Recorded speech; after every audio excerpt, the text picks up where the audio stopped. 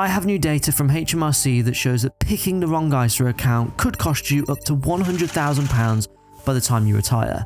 And no, that's not any kind of random number. I will show you the calculations, which could be the difference between retiring early versus having to work for an extra 10 years. And right now, 90% of savers are making a fundamental error by picking the wrong ISA account because they're looking for guarantees and playing it too safe. Today I'm breaking down the research to show you where the potential shortfalls in your finances may lie, and the solution that I have that I'm hoping is going to enable me to retire early.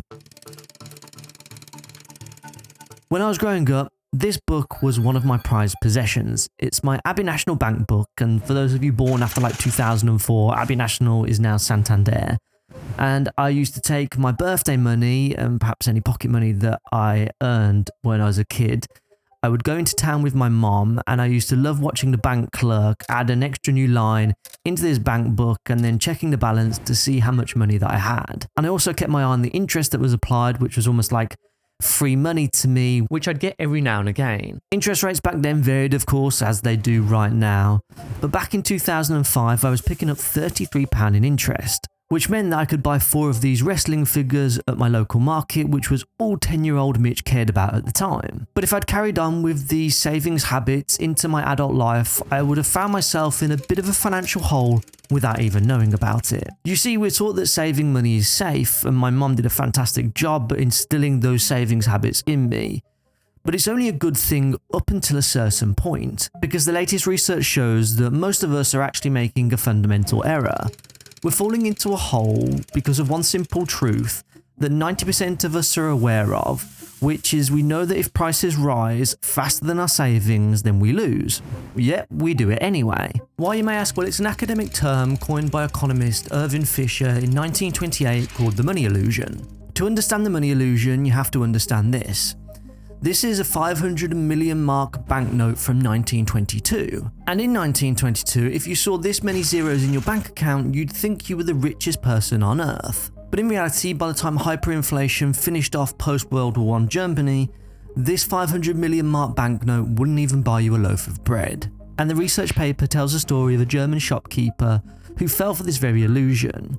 When she took her bank books to the bank, she thought that she was a profitable businesswoman, with a cost price of her shirts being 100 marks in 1921, and a sale price of 150 marks in 1922. On paper, she was doing great, a 50% markup, and her bank balance was increasing. And indeed, her units of account showed a profit. But the reality was a loss, and a big fat one at that, because when factoring in inflation, she was actually losing 10 marks per shirt in real terms. The loss is invisible, and it happened back then, and it still happens to millions of savers to this very day. But let's take a look at how bad it actually is. Since the Cash ISA launched in 1999, if you're able to tuck away £250 per month into that account, achieving average interest rates of 2.85%, you'd be sitting on £115,912 today. On paper, that feels like a win because you've made over £37,000 in interest. But if we think back to that German shopkeeper for a second, when we actually factor in inflation and consider things like council tax, which I don't know about you guys, but mine's just gone up like 4% or something, our bills, our food shop, and just the general cost of living, once that's eaten into that 2.85%, then that interest certainly hasn't bought us £37,000 in extra life. Instead, after 26 years of diligently saving, if we actually discount the inflation rate during that period of time, which was 2.49%, you're only £5,883 better off than when you started. That's £226 a year, hardly a retirement fund, it's not even a weekend away. You would have spent 26 years being safe, and all you'd have to show for it is a few extra £100 in buying power each year. But the reality is most people don't even achieve this.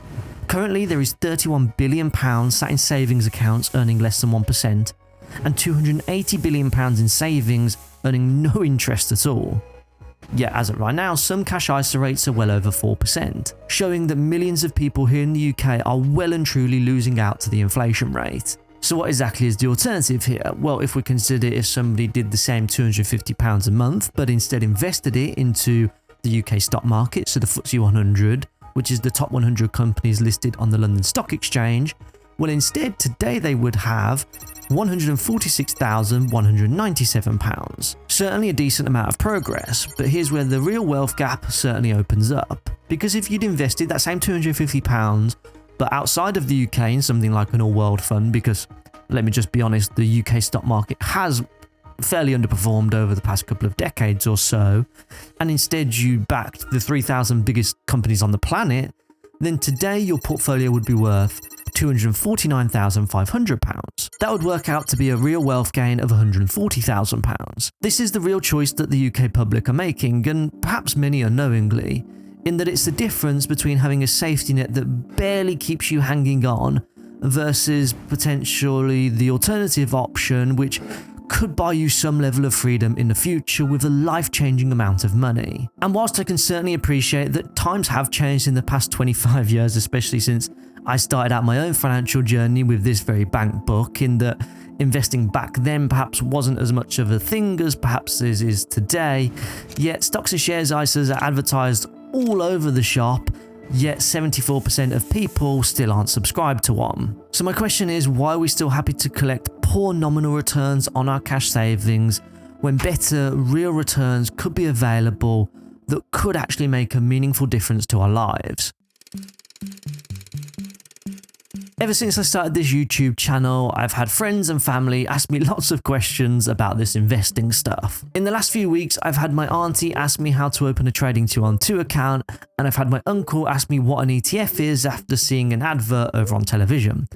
But my favourite is actually from a friend who actually messages me each time the stock market goes on to have a little bit of a wobble. And she'll say something to the effect of, I'm losing money and should I switch my investments because this one's not performing all too well. It's an understandable lack of knowledge because of complex financial jargon, along with a bit of an instinctive nature to also be protective over our hard-earned money too. And I don't think that's just reflective of my circle, because new research from Aviva suggests this is also true for the general population as well. They say that 33% don't invest because they don't know enough about it, and 39% of Brits are put off because it's too risky and they worry that they'll lose their money. And look, I totally get it, we have a society of anti-investors.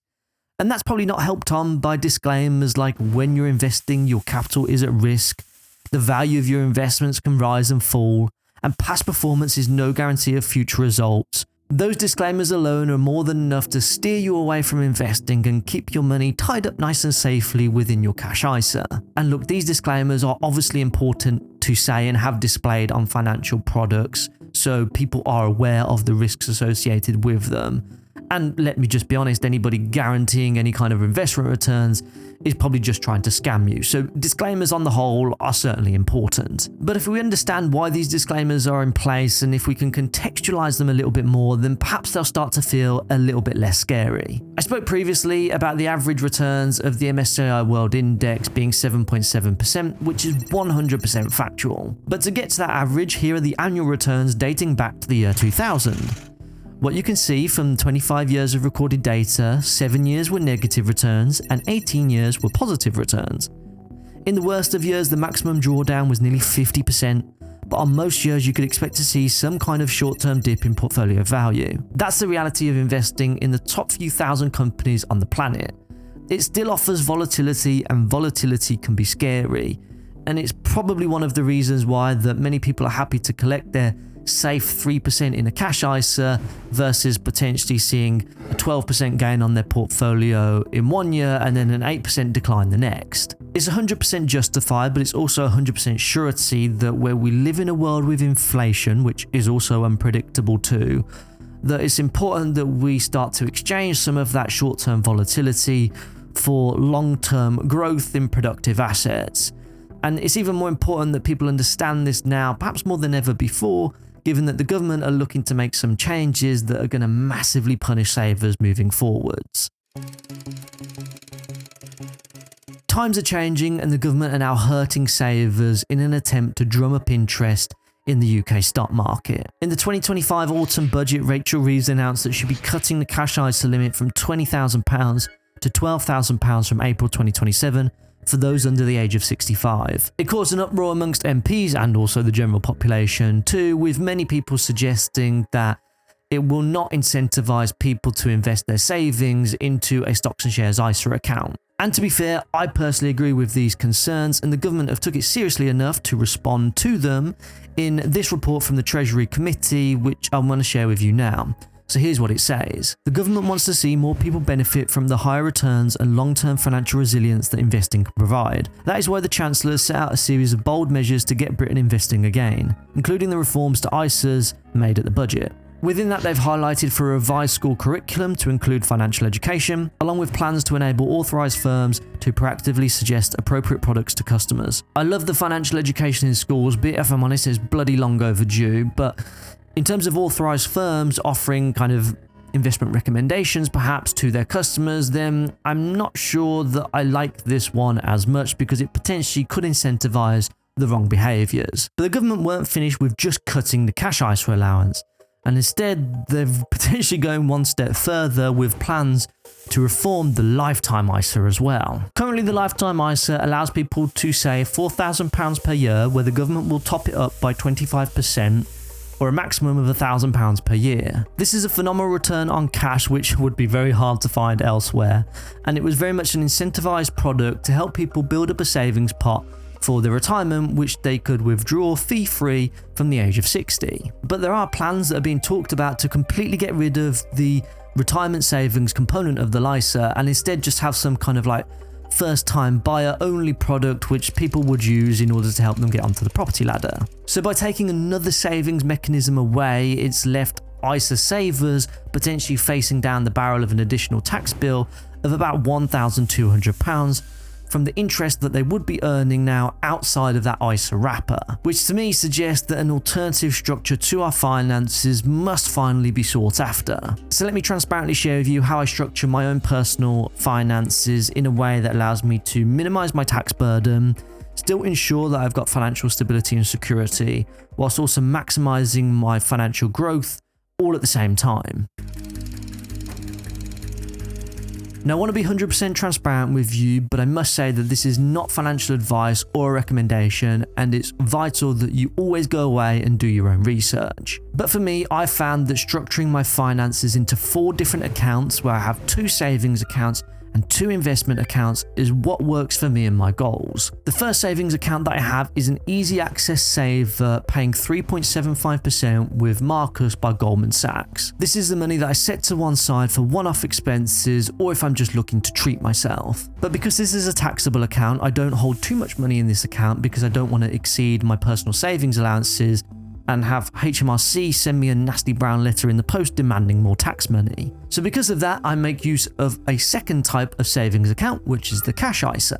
This is with trading 2-on-2 and it currently earns me 3.6%. It's where I keep my emergency or rainy day fund, and it's money that I won't touch unless I absolutely have to, and it's where the interest grows tax-free too. Now, a 3.6 or 3.75% interest rate in nominal terms sounds pretty good on paper, but if we think back to that German shopkeeper once again, actually in terms of the real rates of return that I'm earning on these types of savings products right now, given that the current rate of inflation or CPIH here in the UK is 3.2%, actually those numbers don't look all too great. The actual reality is that I'm only earning 0.4 to 0.55% in real terms. It's safe and stable, but it's not building my financial future whatsoever. In actual fact, it's barely even getting me off the starting line. So to actually get ahead, this is where I'm going to introduce you to my third account, which is my stocks and shares ISA, which I also hold with trading 2-on-2. This is my investment account, which grows in value completely tax-free. Now, the returns in this account aren't guaranteed and they do fluctuate every single day. But if we look at the past 12 months, you can see I'm up 21.6%. That's no money illusion if you like. It's actually a rate of return that I'm super proud of based on the investments that I've made. And actually, when we account for inflation, well, the real rate of return is 18.4%. Now, hopefully you can start to see the difference here. Now, for complete transparency, if we look back over the past 6 years of returns on this account, then my combined realized and unrealized profit accounts for 56.85%, which is still miles ahead of the inflation rate during that period of time, which the Bank of England are currently showing as 28.2%. So a nice 28% increase on my real wealth. Then we have my final wealth building account. This is my pension or my self-invested personal pension, which I hold over on Vanguard. Now, I've had this account since October 2024, and the rate of return over the past 18 months or so since then has been 17.59%. which works out to be about 8.5% annualized returns, a further 5.3% increase in real returns.